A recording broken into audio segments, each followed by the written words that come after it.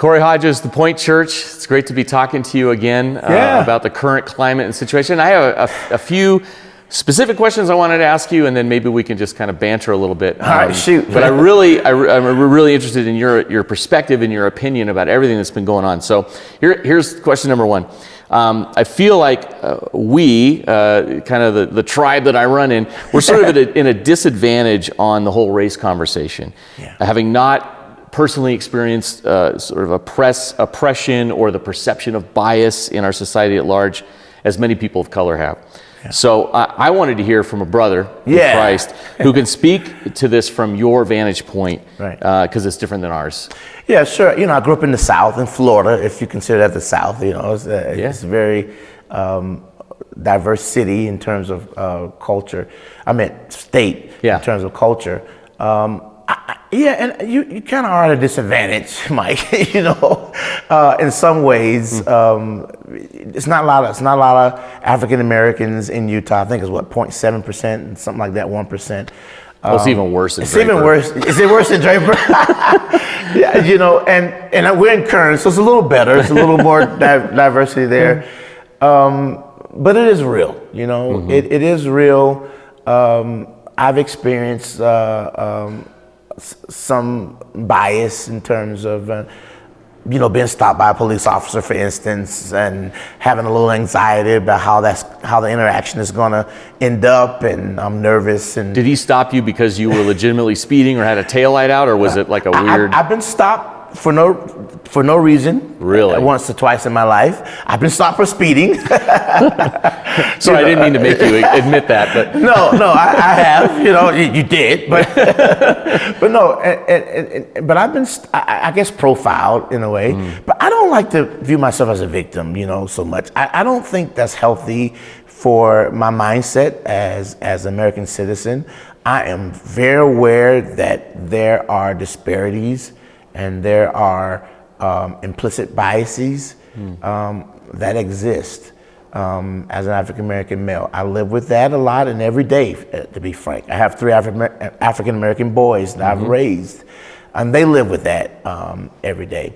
And I think the only way, for instance, Mike, for you to understand that more, is to continue a good friendship and relationship, talk and share stories, and I can share my experiences, you can share your experiences, and then we can have a better conversation with more information. Sure. So it may be a disadvantage, but I think it's also an opportunity. Even doing this interview is a great step in taking advantage of those opportunities, to get to know each other better, and to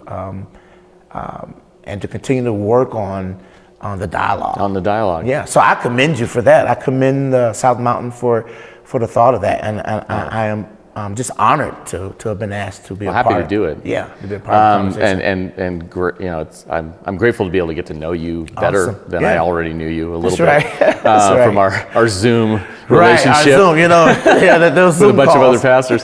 But I'm curious. So with your boys, how regularly do they say to you, Dad, I encountered it again today. Just a weird interaction with somebody, or the sense that I'm being treated unfairly. Is that a regular occurrence, or just every once in a while, ran into a bad apple kind of thing? Yeah, I wouldn't call it regular. It is, my oldest is 30 and my youngest is 21, and I have one in the middle of that. They all went to Murray High School. 2 of them played on the basketball team. Just regular good old American boys, and we have had to have those conversations because some incident at school or something in their friendship circles, or maybe a person in power, they may have felt mistreated. I try to stay positive with them. I try, the last conclusion of an interaction I want to admit is that there was racism. Occasionally, unfortunately, Mike, sometimes that is what's happening. It just happens. But not all the time. Right. And I think we have to be careful with labeling everything, every incident that is not positive, right? Yeah. Oh, that's a racist, or that's a racist thing. And so I teach them that.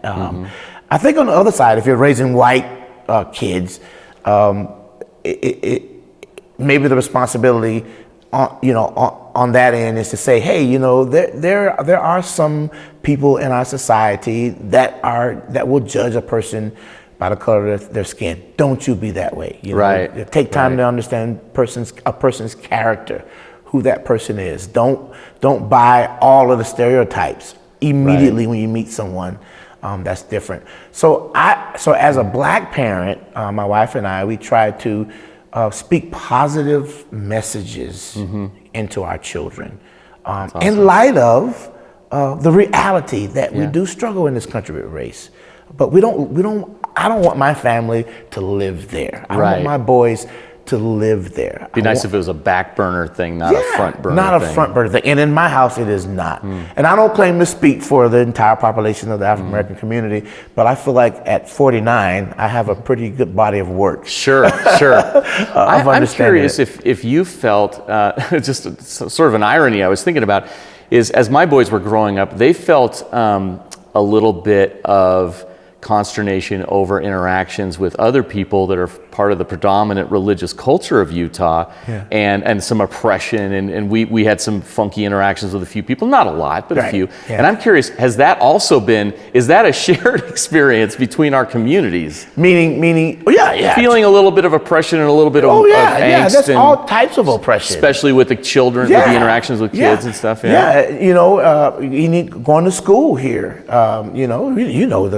The challenges we have. Oh yeah. And to be honest with you, Mike, I've felt more of that sort of oppression than racial oppression. Interesting. So I think you gotta take your lumps and your bumps, and you gotta grow from them, and you gotta learn from them, and you gotta keep a positive attitude. And if you're a Christian, for God's sake, you gotta be hopeful. Yeah. You cannot. We cannot be hopeless.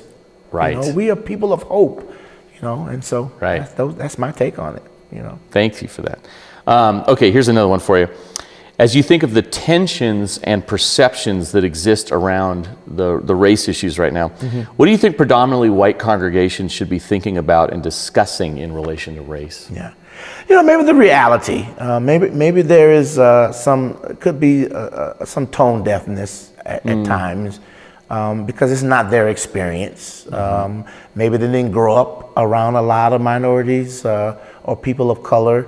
And so I think predominantly white congregations can just take a minute and just listen. There's value in listening. You don't have to agree with everything. You don't have to, join the protest or anything like that. But I think just listening would be a very useful thing to do. Being what I call relationally intentional. And I've talked about that earlier. Creating relationships with people who are not like you and not like us, and making sure those relationships are authentic, which you can't. They have to be real. Yeah, can't manufacture. Yeah, you can't manufacture that. And that takes work and intentionality. That's my point. You can't do little token actions here and there. Like, for instance, Mike, 4th of July is coming up, right? And let's say you're going to have a barbecue. We can't do it because the COVID thing, right? Let's say you have a barbecue and you invite some friends and family. What does that crowd look like? Is it all black? Is it all white? Is it all Asian? And I'm not saying that's bad. I'm just saying if it is a monolithic crowd, maybe we should think about, well, do I have a friend that's not like me that I feel comfortable with, or I want to feel comfortable with, inviting them to my home, our personal spaces. There's a delicate balance there between, it's tough. We know that we gather in affinity. That is right, and commonality, right? And there's nothing wrong with that. If we're trying to create an artificial you have a multicultural church. Yeah, and it's you tough. intentionally, I know, you came out here and you basically transitioned your church from a predominantly African-American church into a multi-ethnic congregation that represents the book of Revelation way better than it did before. And you lost some people over that. I did. And I think about those kinds of dynamics. I think it's such a wonderful thing. And at the same time, I think we have to recognize some people we like to gather in affinity. So there's nothing inherently wrong with being in a group of people who look a lot and act a lot like you. But recognize you may fall into the trap of an ethnocentric mentality, right? And that's for any culture. And there's nothing wrong. It's natural, right? It's natural to be around people that are like you, people that share your values. Right. I think the intentionality part comes. Let me try to find someone of a different ethnicity that share my values. And it has to be intentional, because you're right. We're going to just gravitate. We're going to take the easiest path to comfort and relaxation and transparency and you name it. And so you got to work at it. Right. It doesn't come natural. And, But I think your point is well taken. It's nothing wrong with that. And I think we're demonized all too often because of that. And so my encouragement is not to marginalize or say it's negative or bad or wrong.